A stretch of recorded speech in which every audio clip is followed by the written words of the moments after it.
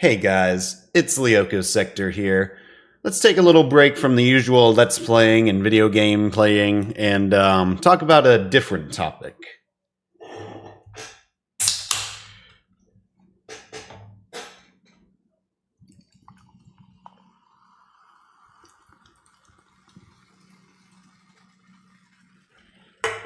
Sit down, son. Let's have a talk.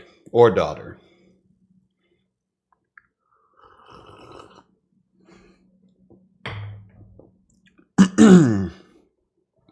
How many of you guys out there would want me to be your daddy? That was a bad one. Anyways,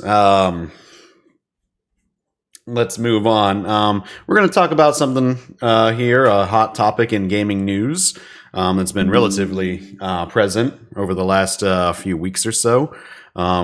It's about Stop Killing Games. What do I mean by that? Well, that's the name of the thing, Stop Killing Games. What is Stop Killing Games, you may ask? Stop Killing Games is an initiative started by some people. One of the guys' name is Ross. The other one's guy's name is... Hold on, let me find the channel. By Ross Scott, spokesperson / organizer. And then there's a YouTube channel that brought it up also.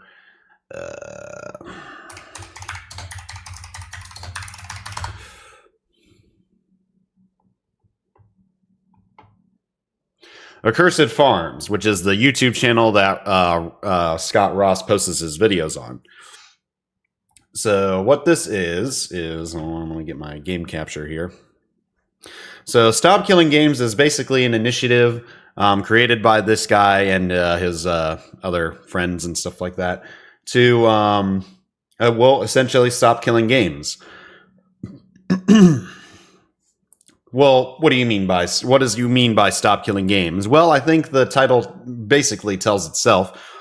Stop Killing Games is an initiative that was started to basically prevent publishers and video game developers from, making games obsolete at the end of their life cycle. One of the latest examples of this was The Crew. If any of you guys played The Crew, it was this interesting racing game where, you had this big open world map and you could, drive around. It was a racing game, but it was a predominantly online focused racing game. I can't remember if there was a single player for it or whatever, but it was mainly an online game. So this pretty much started the whole initiative. With Ross Scott. So basically The Crew came out. It was published by Ubisoft.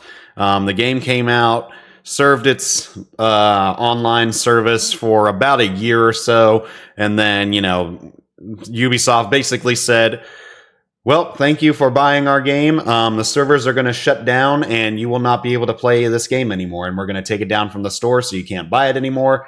And if you did purchase it, sorry, there's no refund. You spent your time well with it, and now we're going to just take it away from you and take it off the market.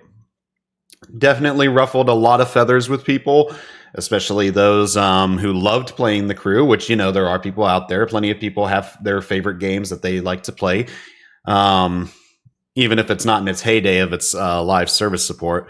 But basically, Ross Scott saw that, and he was just like... oh, hell no.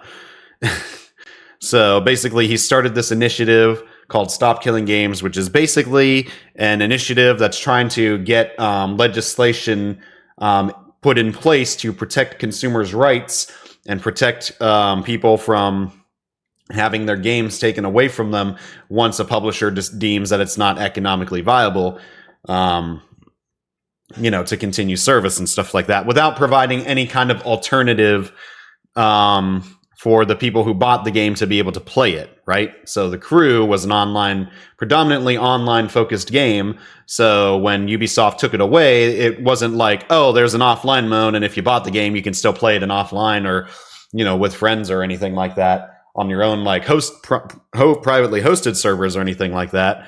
Ubisoft was just like, yeah, no, we're just taking the game away and you won't be able to play it anymore. If you boot up the game, you won't be able to play it because it can't connect to the servers in order to play it.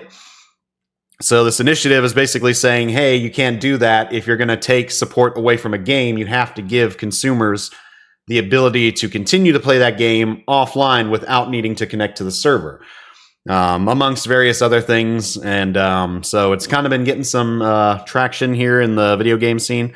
So we're going to talk about it. So right now, let me go show my setup here. All right. All right, so this is my web browser right here. I got a couple tabs open. So this is the main Stop Killing Games website that we're at right here.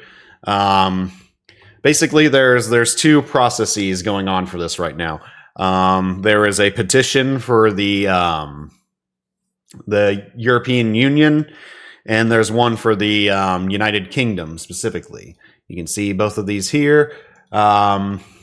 So when this initiative first got started, obviously we didn't have all these signatures, but basically in the European Union and in the EU and the UK, basically if you have a petition set up and it gets enough signatures from citizens of those respective areas, those government bodies will have to bring the topic up to discussion to address it for the public and for the people.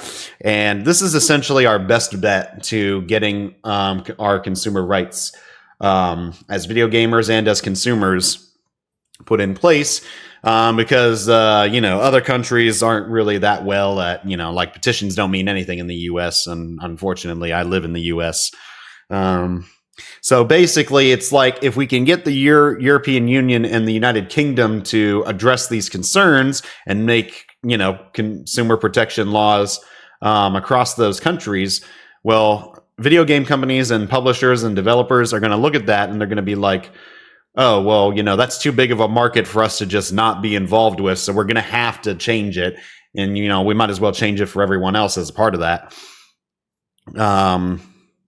So it'll have like a trickle effect. If we get this going in place in the EU and the UK, then we can get it in place pretty much everywhere else in the world because the UK and the European Union is such a huge market for the video games industry.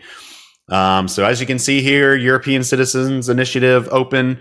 So basically for the EU, we need at least 1 million signatures. And for the UK, we need at least 100,000. Now, we've reached both of those goals, which is fantastic. So right now we've got 1.29 million signatures right here. You can see that there's these different extra thresholds. One thing that Ross Scott pointed out in a video that he talked about recently is that there is always the potential of either incorrectly signed signatures, invalid signatures, or bot signatures, all that kind of stuff like that. So in order to have the best chance of making sure that this goes through without losing it because of false votes or whatever like that, we ideally want to get to 1.4 million for that. As you can see, we're almost at the threshold for 1.3 million, so I'd say we're doing a pretty good job at that buffer. If you are a member of the United Kingdom or the European Union, if you're a part of one of those countries, I strongly recommend that you as a citizen go to this website and sign this petition in your respective area, because this is nothing but benefits to you. So as you can see, and then, with the UK signature, we've got 181,000 signatures, which is pretty crazy for the UK. So pretty good. We just need some, I think the UK is pretty much good to go. I think that's plenty more extra for those fake signatures. But of course, every little bit helps. And of course, keep the EU signatures coming, because the more the merrier for that. So there's been a lot of talk around Stop Killing Games and, what it means. This is just an initiative to get the conversation going in the government. It does not mean that any actual change will happen, but it gets our foot in the door with the governments respectively to start talking about these topics. And so, think about think about video games back in the day. When there was a lot more physical media going around like that, right? So, you buy a game at the store, you got it on the disc, the CD, whatever, cartridge. once you bought that game, you owned that copy of the game. So, if I had, Trespasser on CD-ROM, I could basically play that game whenever I wanted. I could copy the data on it however many times I wanted. And as long as I didn't distribute it and resell it illegally or anything like that, I pretty much had that game forever. And in this digital age, we're getting increasingly more and more digital, to the point where basically all these publishers and rights holders and all that kind of stuff are basically holding all the power against us.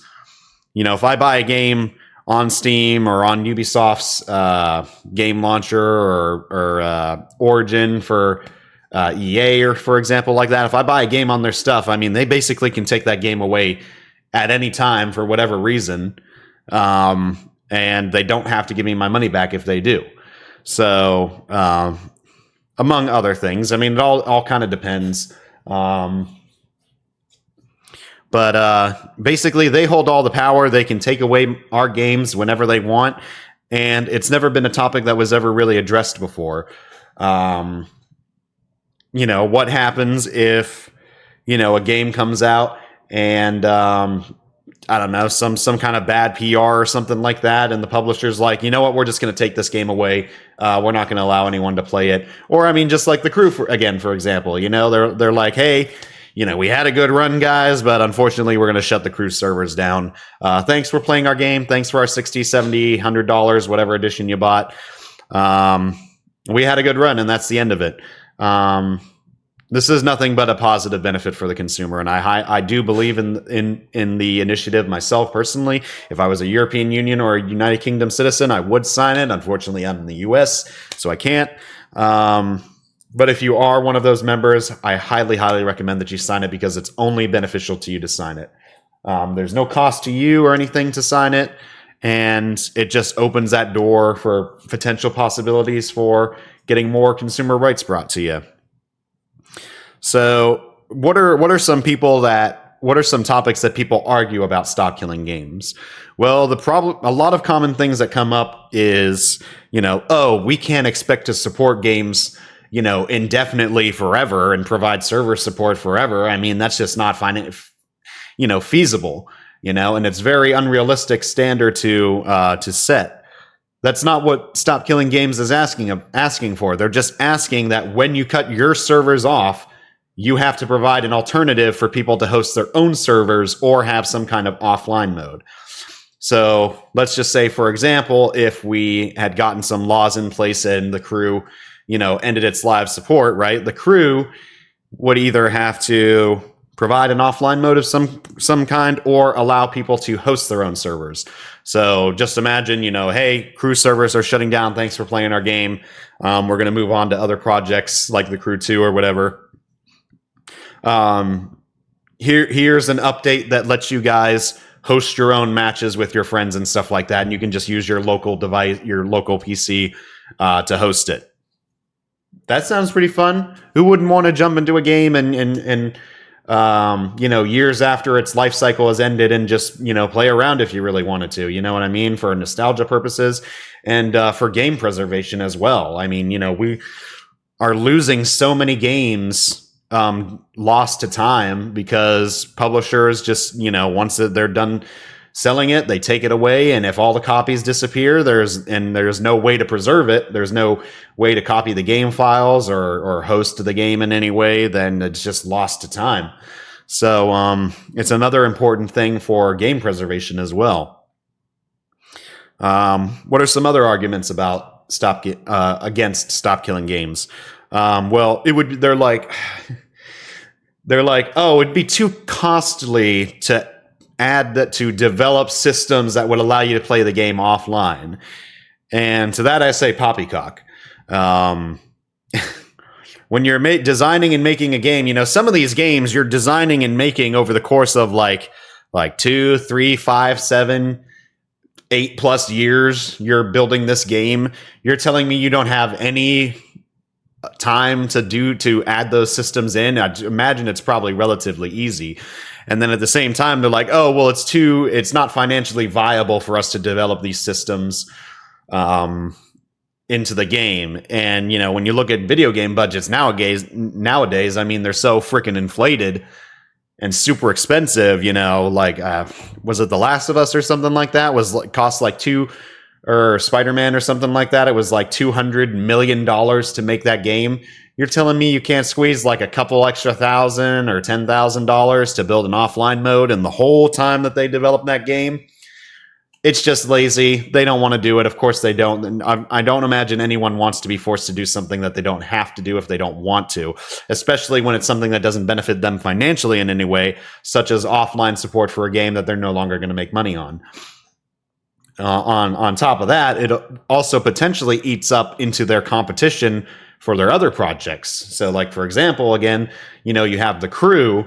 After The Crew, before The Crew's life cycle was ended, they launched The Crew 2. So the sequel to The Crew is Crew 2. And, you know, if they kept the game online in some kind of offline mode or self-hosted server or anything like that later in the future, well, then, you know, people who are sticking around and playing the original Crew may not play The Crew 2, and that hurts their bottom dollar when they're trying to make money on The Crew 2. So that's like another incentive. But it's all corporate greed. It's all corporate shillness and all that kind of stuff.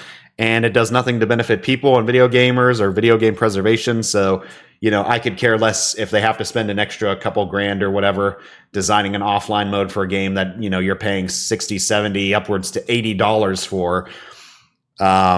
That's the least they can do, in my opinion. Probably one of the biggest detriments, or not biggest detriments, probably one of the biggest people outspoken against stop killing games is this guy called PirateSoftware. Now, I don't know PirateSoftware personally, and I do not advise you guys to draw any attention or hate towards him in any way. But this guy kind of lit a fire in the gaming community and just kind of united everybody against a common enemy, being him, PirateSoftware.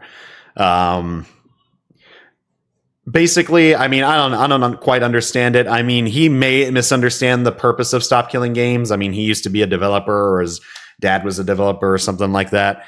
But I don't know. But basically, when he was going over the initiative, he basically was like, I am totally against this. I do not support this, and I'm going to actively fight against this because I do not support it. And I don't know what his deal is. He's got some kind of vendetta against it, or he just can't admit when he's mistaken or wrong or something like that. It's kind of pathetic in my opinion, but I mean, that's besides the point.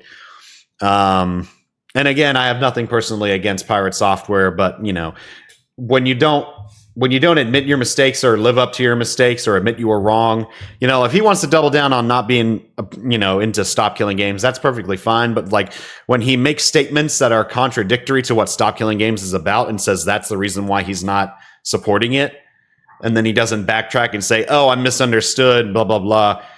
You know, it's just what it is. But anyways, he kind of got everyone mad because of his stance against it. And so everyone's kind of rallied against him, which has only helped the initiative even further. He was actually one of the main reasons why the initiative slowed down exponentially in the first place. This petition was up and running for months and months beforehand. And and they were gaining traction and momentum back then when they first started it. And then he made a video talking about how he wasn't against it and stuff like that. And he probably had the biggest following out of anyone who talked about it at the time, and basically helped to kill the memento for stop killing games. And Ross Scott basically made this last ditch effort because I think July 30th is the time we have to keep signing this petition before it's over. So he was kind of a last-ditch effort where he made a video and he's like, you know, hey guys, this is a last-ditch effort. I'm going to talk to you about stop killing games, and primarily PirateSoftware, who has been a big advocate against stop killing games. And you know, I'm desperate to get this going. I didn't want any drama, but I'm doing this because I care about this movement and I want to get it done. So I want to point out his criticisms and his flaws in his thought process. And it kind of just blew up. A lot of other high profile YouTubers are talking about it. Mudahar, Asmongold, Jacksepticeye, PewDiePie, Surprisingly, Markiplier hasn't talked about it. At least I don't think he's talked about it. Yeah, just pretty much all those people talking about it, and kind of just keep sparking the fire and fanning the flames to rally against PirateSoftware and to rally for Stop Killing Games. But he kind of repeated a lot of sentiments that a lot of other people are criticizing Stop Killing Games for. Oh, you want to force developers to perpetually support their games, to give them constant server support indefinitely?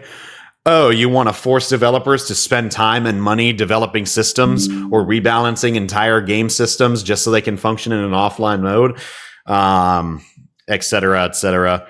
And, a lot of people disagree with them. So that's kind of just the thing.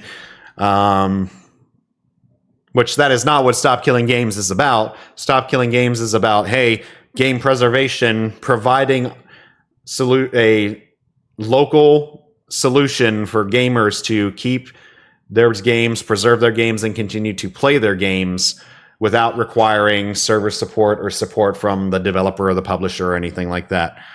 A lot of it nowadays, with all our digital games that we buy, a lot of games are digital. We are purchasing a license to a game, and the publishers and rights holders can revoke those games from us for any reason. And the reason they can is because that there's no laws protecting us from them being able to do that. I can't remember if it's I think it's in EA's terms and conditions, their EULA agreement, where they're like, we can revoke your game for any reason, and we don't even have to tell you why. We don't have to give you a reason why we're revoking games. We can remove it whenever we want for whatever reason, and there's nothing that you can't have to do or say about it. So it's really bad, and we really want to get the European Union and the United Kingdom government talking about this to just, if anything, if these petitions get anything done, it's asking those questions and getting the conversation started about it.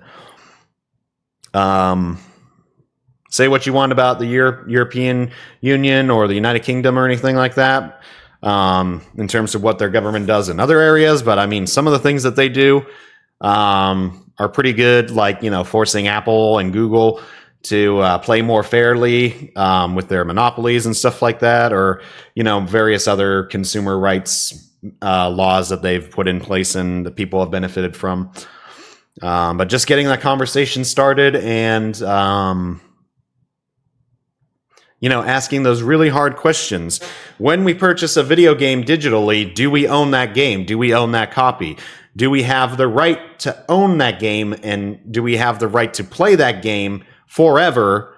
Or do publishers and video game devs have the right to revoke it for any reason? I don't think anyone, advocates for that, except for, the publishers and the developers, of course.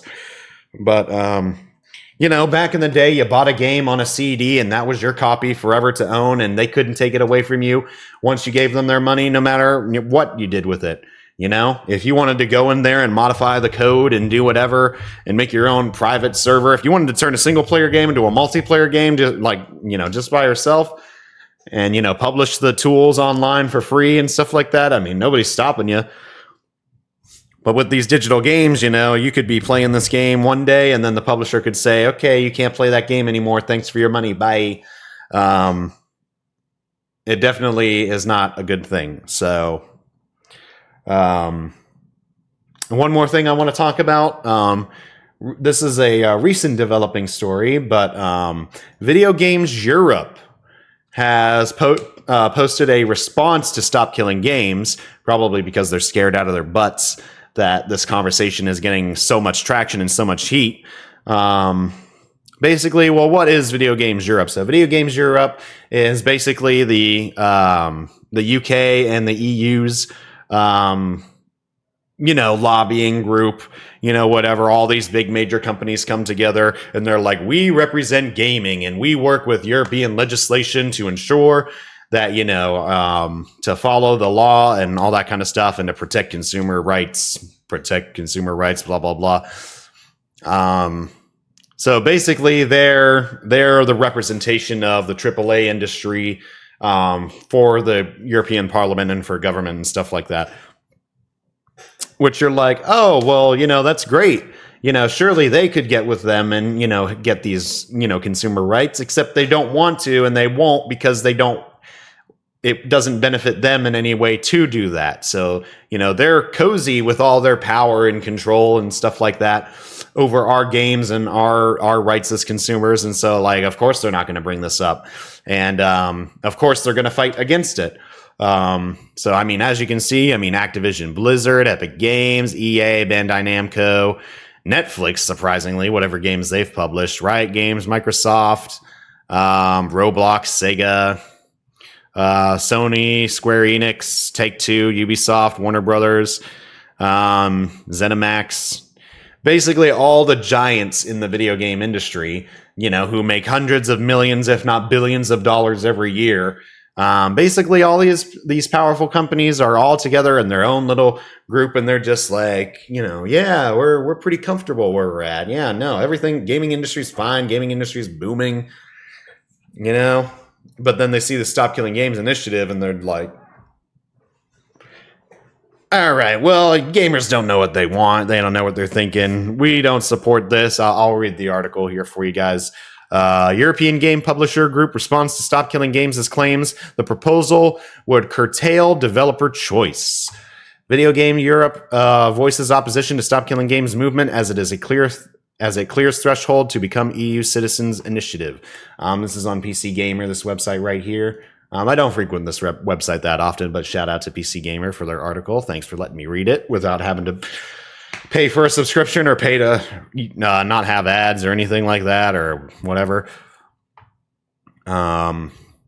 So European Video Games Europe said, we appreciate the passion of our community. However, the decision to discontinue online services is multifaceted, never taken lightly, and must be an option for companies when an online experience is no longer commercially viable. We understand that this can be very disappointing for players, but when it does happen, the industry ensures that players are given fair notice of the prospective changes in compliance with local consumer protection laws. So this statement right here is the main starter of their response. We appreciate the passion of our community. However, the decision to continue online services is multifaceted, never taken lightly, and must be an option for companies when an online experience is no longer commercially viable. I love how they say that, commercially viable. You can tell that their entire focus is just money with that statement. No longer commercially viable. That sounds like something your boss would tell you after he lets you go because they're doing layoffs. And hey, speaking of layoffs, what companies are having the biggest layoffs right now? The video game industry. I can't tell you how many times I've read I've heard 20 plus stories about layoffs in the last 2 years, 3 years or so. It is absolutely ridiculous. So for them to speak about that, it just further reinforces my sentiment and my disdain for them.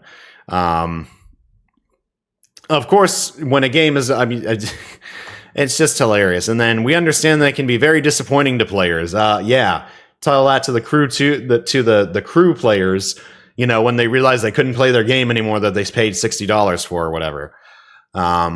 But when it does happen, the industry ensures that players are given fair notice of the prospective changes in compliance with local consumer protection laws. So I also enjoy that part of the statement there because, well, one, they're like, when it does happen, the industry ensures that players are given fair notice. So yeah, they told the crew, hey, in a month or so, the game's gonna, stop having support. You're not gonna be able to play it or access it anymore. Yeah, sure. That's not good still, but they gave them a notice or whatever if you really want to play that card. But at the same time, anyone remember Concord? Concord, the hero shooter that Sony published, with all the crazy characters and the fucking trash vacuum character and stuff like that, and that green guy. What about Concord? Concord was out for 2 weeks, and then Sony just pulled support. Granted, they gave everyone their money back, but I feel like if you buy that game and you wish to keep it, you should have the right to keep it, even if they give you a full refund. You know what I mean? And the game is gone now. There's no way for you to play it anymore. If anyone has it on their PCs or their consoles or anything like that, they can't play the game because the servers have been shut off and there's no way to play it offline. So I mean, what then? The game literally came out, and then in 2 weeks, they're like, yeah, we're cutting support, we're refunding everyone, forget about this game, you know? And now there's only fragments and remnants of Concord out there, and none of which are playable by, at least at the time of recording this video. So, you know, stuff like that. If there's Sony is going to do that, players should have a right to play Concord. You know, imagine if there was an offline mode for Concord. And then, you know, you could get with your buddies and be like, hey, remember that awful game that came out, Concord? You guys want to play it for a little bit? You know, just for old time's sake, for nostalgia. Remember when Sony was publishing live service slop? You know what I mean? Like, people should have the right to do that. And the fact that Sony could just come out with this brand new IP and then take it away after 2 weeks, you know, refund everyone, shut down service support and everything, how is that protecting consumers? And again, like they said in the statement here, in compliance with local consumer protection laws. Of course, it's in compliance with consumer protection laws because there are no consumer protection laws in place for people to protect them from this type of anti-consumer practices. Private servers are not always a viable alternative option for players, as the protections we put in place to secure players' data, remove illegal content, and combat unsafe community content would not exist and would leave rights holders liable. In addition, many titles are designed from the ground up to be online only. In effect, these proposals would curtail developer choice by making these video games prohibitively expensive to create. It's just more corporate greed and laziness and anti-consumer statements. Private servers are not always a viable alternative option for players, as the protections we put in place to secure players' data, remove illegal content, and combat unsafe community content would not exist and would leave rights holders viable. Private servers are not an alternative option. Why? Because the protections you put in place to secure players' data and remove secure players' data. Whose data are you protecting? You know, was that an issue back then when they sold games on CDs? Like, fucking Oblivion on CD-ROM or something like that. Elder Scrolls Oblivion on CD-ROM. You know, what was Bethesda back then being like, oh no, what if someone, you know, puts something sexual in the game or something like that? How are we supposed to protect people from that? You know, we got to take their CD away from them. Like, it doesn't make sense. Or, you know, secure players' data. I mean, just hearing that statement, I mean, I think back to Sony and the massive, massive data breach that they had, you know, leaking phone numbers and passwords and card info and all that kind of stuff. You know, like, what data are you protecting? You can't even protect people's data in the first place. So why is it any different for, you know, not creating an offline mode? And then, like, you know, remove illegal content. I mean, what kind of can anyone think of any illegal content that's been in a game that was like, you know, developers were like, oh no, you can't have that. Ooh, thank gosh we removed that illegal content because we have the power to do so. You know, there's nothing that, to my mind, that has ever been brought up in a video game that where it made sense for the developers to have the power to revoke that. It's like, oh no, Concord had some kind of weird glitch, you know, made all the characters naked or something like that. That's why we had to take the game away from people to protect them from that illegal content. Or not even like just sexual in the context of like that. It was the people were selling drugs in Concord in online matches. We had to take the game away because they were selling matches, or, you know, like CP or whatever. We had to take away Concord. We had to shut down Concord in the service because all that stuff was being traded and shown on there or whatever. Like, no, that's never happened in the video game industry. There's no good example for that. And combat unsafe community content, which would not exist and leave rights holders viable. You don't see Valve, you know, going into Team Fortress 2 in offline mode and be like, no, you can't have that sexy pyro mod installed. That goes against all we believe in. You can't have that. You know, or any kind of like naked mod for any kind of RPG or, you know, any kind of game for that matter. You know, like, people aren't going after those people in those mods and be like, oh no, you can't do that. You know, or we had to shut down the crew because people were using naked lady mods on it or whatever. Like, no, that's not a thing. So like this whole statement here is just complete nothing burger. It has nothing to do with what the actual initiative is. In addition, many titles are designed from the ground up to be online only. Yes, I would like less of that. I think everyone would love a actual lack of online only games for the exact reasons that we've been talking about. If a game is online only and the game no longer, if you don't have online, if you can't connect to the server, if you can't connect to the internet, what are you supposed to do? You got yourself wasted data on your PC, a paperweight data on your PC. You know what I mean? Like Call of Duty. Call of Duty, who's ever played Call of Duty and had the server shut down and you couldn't log in to play the multiplayer? Of course not. Now you could still play the campaign because the campaign doesn't need multiplayer, but imagine if Call of Duty was only multiplayer and then the server shut down on, something blows up, the servers blow up in Activision Blizzard's headquarters or whatever, and then all of a sudden nobody can play Call of Duty, or like when Sony's servers shut down and you couldn't play online anything on PlayStation, and then they're like, oh, you get a free 24 hours of PlayStation Online or whatever. It's like, no, like, don't develop your games to be online only, and then you literally won't have any of these issues. In effect, these proposals would curtail developers' choice by making these video games prohibitively expensive to create. Again, like I said, these companies make hundreds, millions, if not billions of dollars every year, and they have only shown record increase in profits year by year. You've got the money to spend to make an offline mode for a game that you are expecting me to pay $60, $70, $80 for, okay? And you have all the time in the world to make that, as well as your game. So that's not an excuse to me, in my opinion, either.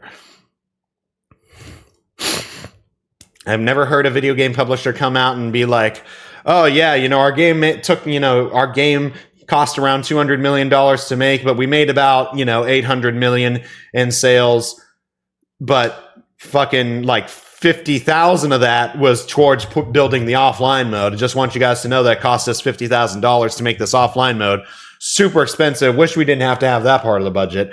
Or a game that fails and they're like, oh, the game was $200,000, but it had to be $250,000 because the offline mode had to be developed and balanced and stuff like that. So, when the game came out, we only made $300 million. So, we lost, we just barely made a profit of $50,000 or whatever, or $500,000 or whatever. But you know what I mean? No developer has ever come out, no publisher's ever come out and said that exact situation that would even benefit the whole argument of, oh, well, it makes games too expensive to make or it makes them too long to make. So that's just another, nothing burger statement there. We welcome the opportunity to discuss our position with policymakers and with those who have led European citizens' initiatives in the coming months. So these guys are basically afraid. They are scared in their little boots that the conversation is getting started around video game rights and consumer rights with video games and digital content.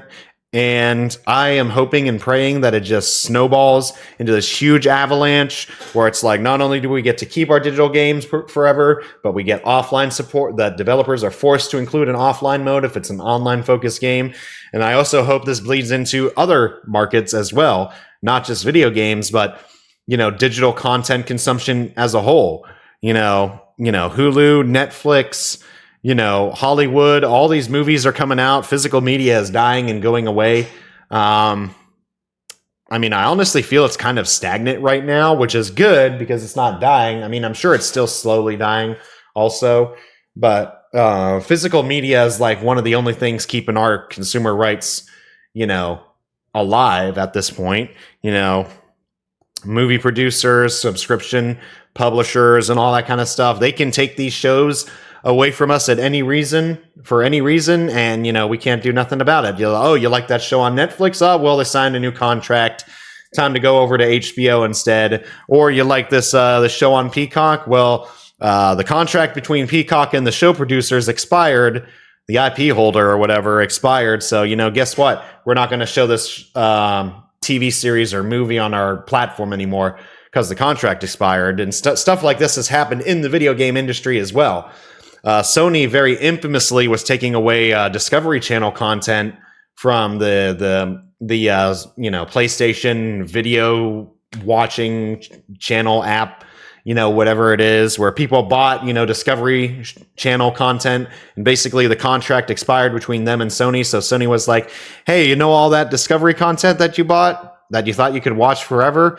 Yeah, well, our contract is over with Discovery Channel, so we're revoking your access to this content. So I hope this initiative takes off and that the European Union and the United Kingdom Parliament just kind of go ham with this and just say, hey, if buying isn't owning, then piracy isn't stealing. That's a famous quote. Not really a famous quote, but it's a popular quote that gets thrown around in there. If buying isn't owning, then piracy isn't theft. So, I mean, there you go. If I'm not buying this video and I'm only buying a license to it, well, then screw you. I'm just going to download this movie and then, watch it forever or whatever. So, yeah. Those are my thoughts on the initiative. Again, I hope it takes off and it just creates this huge snowball effect where it just avalanches into this whole thing and we get a whole bunch of new consumer protection laws and stuff that just kind of, slaps the video game industry and the video and Hollywood industry, video, TV, movie industry into a positive direction for consumers, and hopefully we get our rights back and stuff. So I apologize if this video was a little bit long, but there was a lot of stuff that I wanted to input and talk about. So thanks so much for watching, guys. Again, if you're a UK or EU citizen, I highly recommend you go and sign this petition if you haven't already. We need a couple more signatures for the EU, and we could always have plenty more for the UK. But yeah, thank you guys so much. This is the Lyoko Sector, and I'll see you guys next time. Bye-bye.